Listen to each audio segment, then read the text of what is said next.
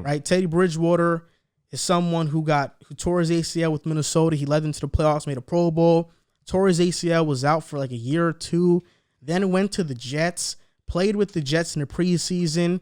He was competing with Sam Darnold for that quarterback spot, for that starting quarterback spot.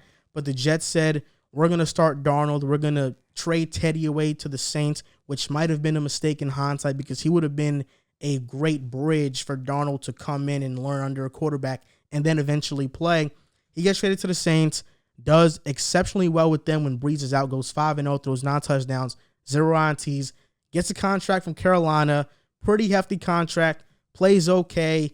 Now they trade Bridgewater and they get Sam instead. Now Bridgewater is in Denver, and so far everybody is talking about Tom Brady, Kyler Murray, Mahomes, and even Derek Carr in the MVP conversation. Don't forget K1. I did say Kyler. Oh, okay. Yeah.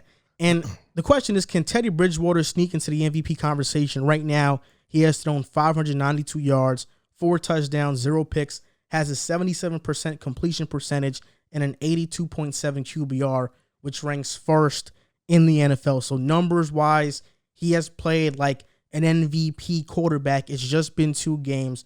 So do you think Teddy can sneak into the MVP conversation? Well, I saw his next 6-7 games. They're brutal. It's gonna get bad. After this week, I believe they play Jacksonville. It's Jets, Ravens, Steelers. Oh, Jets. After they play the Jets, it gets really brutal. After Ravens, this. Steelers, Raiders, Browns, Washington. So it's gonna get tough. But I think because you look at the quarterbacks, and this is what I like about football. It's not like the NBA. There's no real narrative. If you play good in the NFL, you get recognized, especially as a quarterback in the MVP race. Teddy Bridgewater, if he plays great, he's going to get recognized. They're going to talk about him. The thing is, I just don't know if he's going to play exceptional. I think his counting stats are going to be K1s or Pat Mahomes or Tom Brady's or even Matthew Stafford. I don't think he's going to have the counting numbers. But I think if they continue to win games and Teddy Bridgewater is the guy who's shining in those games, I don't see why he can't sneak into the MVP race. He has the defense there. His offense is there. He has the weapons, so I think if he keeps playing the way he's playing, granted, he's kind of getting that same rep that the Panthers have gotten. They haven't played anybody yet. So, the Giants, I think we can both agree the Giants are a good team. That's a good defense. But he hasn't really played anybody yet. So, it's going to get brutal next. But the schedule that he's about to play in really can put him in that MVP conversation if he plays great. I think he can. And I mentioned this in a previous podcast before. I think episode 113, I mentioned this last week when we talked about Denver. Yeah.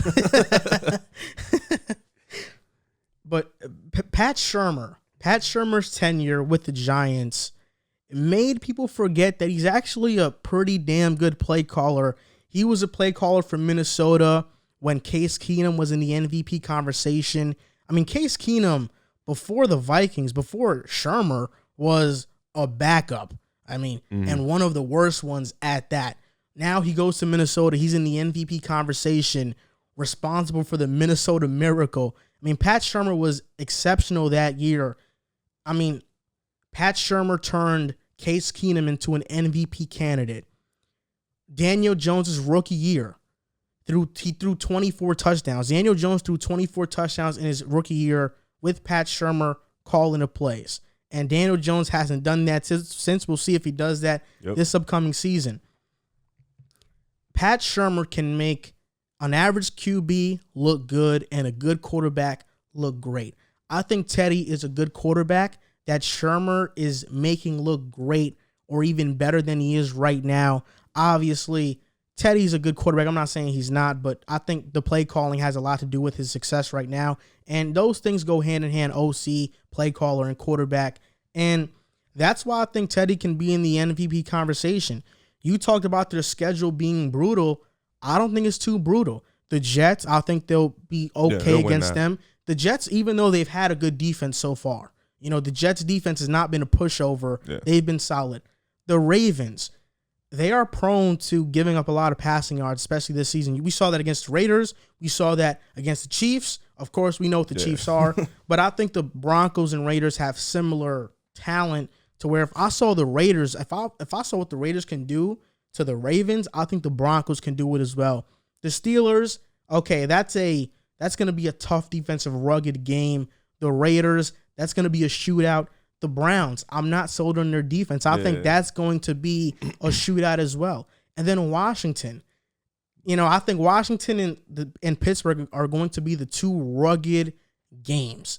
But the other games, I think Teddy can put up big numbers against them. And maybe not even big numbers. I'm kind of over-exaggerating it. Maybe like 230 passing yards with like 2 touchdowns each game, which they're good numbers. But if he does that consistently, he could be in that MVP conversation because his efficiency would be off the charts. I don't like how you just made Baltimore seem like a pushover.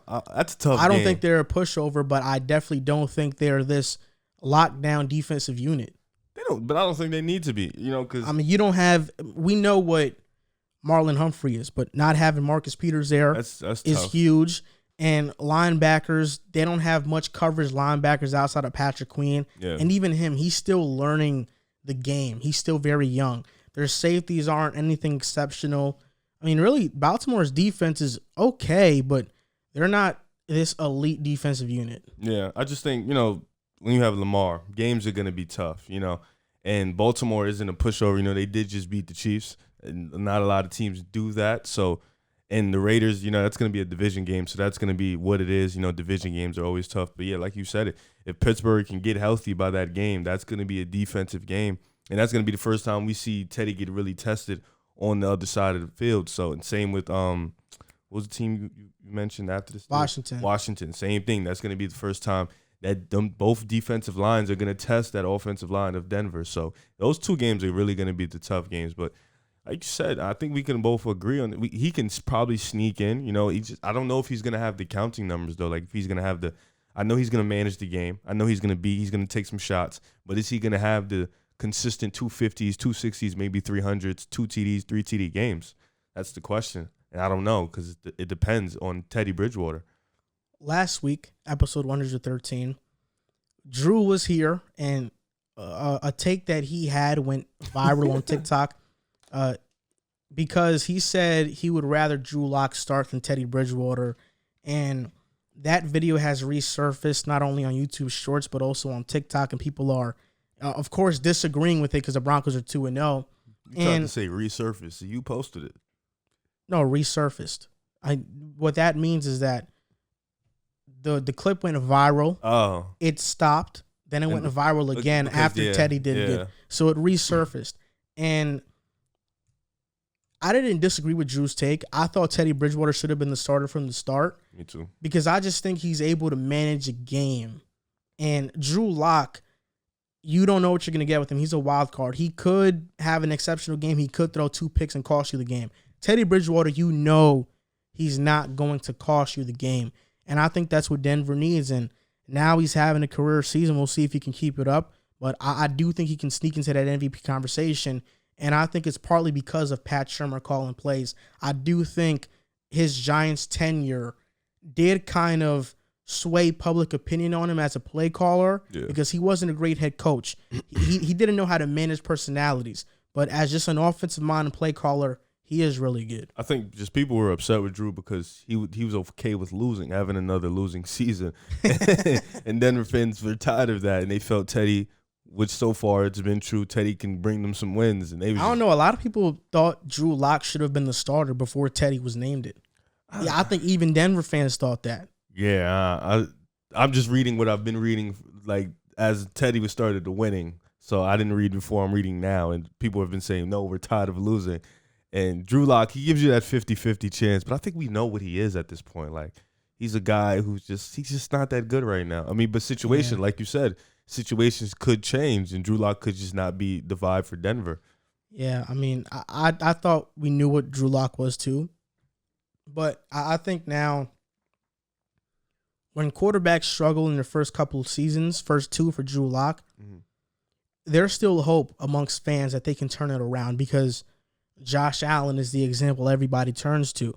But there are not many Josh Allens. There are not many guys that are that talented. And Drew Lock, even though he had some good games, he had a lot of bad in between there. And this is a Broncos team that had talent. With the Bills and Josh Allen, he was throwing his rookie year, he was throwing to Reuben Foster. That was his best receiver. second year was Cole Beasley and John Brown. They were good, but they didn't have a number one. You know, Drew Lock missed a lot of Jerry Jeudy last year, and I just waved my hand because I see this fly flying around. Yeah, I don't know if the camera can catch that. There was a fly flying around. I was trying to swat it.